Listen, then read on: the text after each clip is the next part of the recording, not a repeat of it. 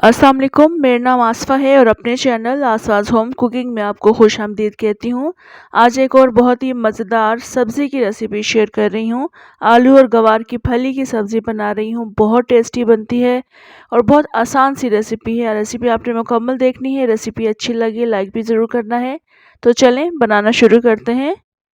यहाँ मेरे पास 1 पाव गवार की फली है जिसको मैंने अच्छी तरह से धो लिया है। अब हमने इसकी कटिंग करनी है, तो कटिंग करने के लिए सबसे पहले आपने इसके जो ऊपर वाली साइड है और जो नीचे वाली साइड है, यानी दोनों जो साइडें हैं आपने उसको कट करना है।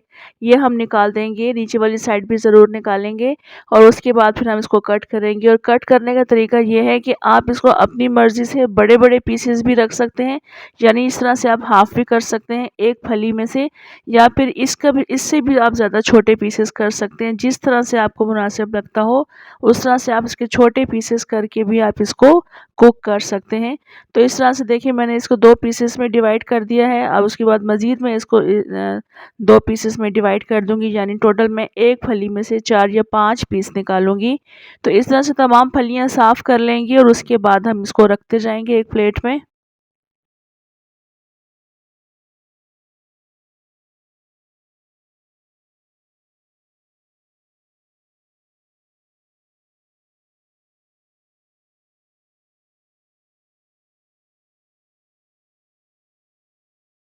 ये देखिए मैंने इस तरह के पीसेस कर लिए हैं। आप चाहें तो इससे भी ज़्यादा छोटे पीसेस कर सकते हैं।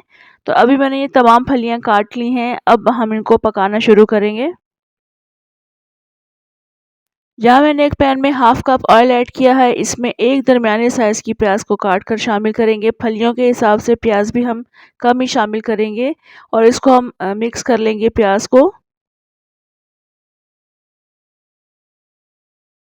प्याज़ मिक्स करने के बाद हम साथ ही इसमें साबुत ज़ीरा शामिल करेंगे 1 टीस्पून। अब प्याज़ और ज़ीरे को हमने इतना पकाना है कि प्याज़ हल्के सुनहरे रंग की हो जाए।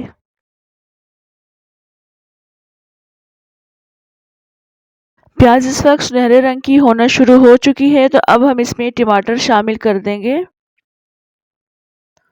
2 बड़े साइज़ के टमाटर हैं जो कि मैंने स्लाइसेस काट कर शामिल किए हैं। आपने टमाटर भी सब्ज़ी को देखते हुए शामिल करने हैं। कम सब्ज़ी है तो आप कम टमाटर शामिल करेंगे। टमाटरों को हम मिक्स कर देंगे और उसके बाद हम थोड़ा-सा पानी डालकर इसको ढक कर रख देंगे ताकि टमाटर इसमें नरम हो जाएँ।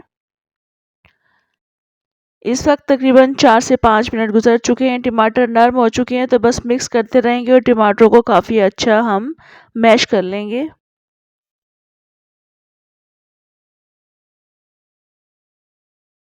अब हम इसमें नमक शामिल करेंगे तकरीबन हाफ़ टी स्पून अपने टेस्ट के अकॉर्डिंग, और टेस्ट के अकॉर्डिंग इसमें मैं 2 टीस्पून कुटी हुई लाल मिर्ची शामिल कर रही हूँ और क्वार्टर टीस्पून इसमें हल्दी शामिल करेंगे और 1 टीस्पून इसमें लहसुन का पेस्ट शामिल करेंगे। मिक्स करेंगे इसको अच्छे से।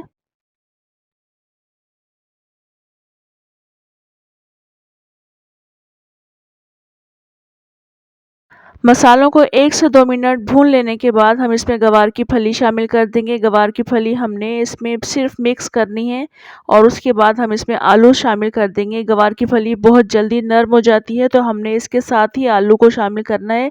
आलू जिस वक्त तक गलते हैं तब तक गवार की फली भी गल जाती है अच्छी तरह से, और 1 से 2 मिनट इसको पकाएंगे। और अभी आप देखें ट्रांसपेरेंट हो चुकी हैं। बस 1 से 2 मिनट ही मैंने इसको मिक्स किया है। अब हम इसमें आलू शामिल करेंगे। आलू की क्वांटिटी और उसकी शेप आप अपनी मर्ज़ी से रख सकते हैं, जिस तरह से आपको पसंद हो। इसको मिक्स करेंगे और मिक्स करने के बाद थोड़ा-सा पानी शामिल करके इसको ढक कर रख देंगे। जब तक आलू गलते हैं तकरीबन 10 से 12 मिनट में, तब तक गवार की फली भी गल जाएगी। पानी मिक्स करके इसको ढक कर रखने से पहले हम इसमें हरी मिर्ची भी शामिल कर देंगे। हरी मिर्ची भी अपनी मर्ज़ी से कम ज़्यादा कर सकते हैं। कटी हुई हरी मिर्चें हैं, ये शामिल करेंगे, मिक्स करेंगे, उसके बाद पानी शामिल करके थोड़ा-सा इसको ढक कर रख देंगे। पानी शामिल करने के बाद इस सब्ज़ी के नीचे आपने चूल्हा बिल्कुल हल्का रखना है, यानी बिल्कुल दम वाली आंच रखनी है। 10 से 12 मिनट में दोनों सब्ज़ियां बहुत अच्छे से गल जाएंगी। इस वक्त 10 से 12 मिनट गुजर चुके हैं। सब्ज़ियां दोनों बहुत अच्छी से गल चुकी हैं, आलू गल चुके हैं बहुत अच्छे, डेफिनेटली गवार की फली भी बहुत अच्छी से गल चुकी है। तो मैं आपको आलू तोड़ कर दिखाती हूँ। ये देख लें आलू माशाल्लाह काफ़ी अच्छा गल चुका है। बस अब हमने इसमें हरा धनिया शामिल करना है, मिक्स करेंगे हरे धनिये को और उसके बाद हम इसको डिश आउट करेंगे।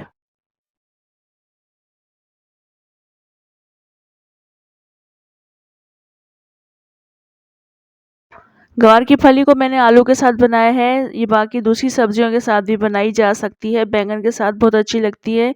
इसके अलावा कीमे में ये बहुत अच्छी लगती हैं। इस रेसिपी को भी आपने ट्राई करना है, आसान सी मज़ेदार सी रेसिपी है। रेसिपी अच्छी लगे लाइक करना है, कमेंट करके भी ज़रूर बताना है।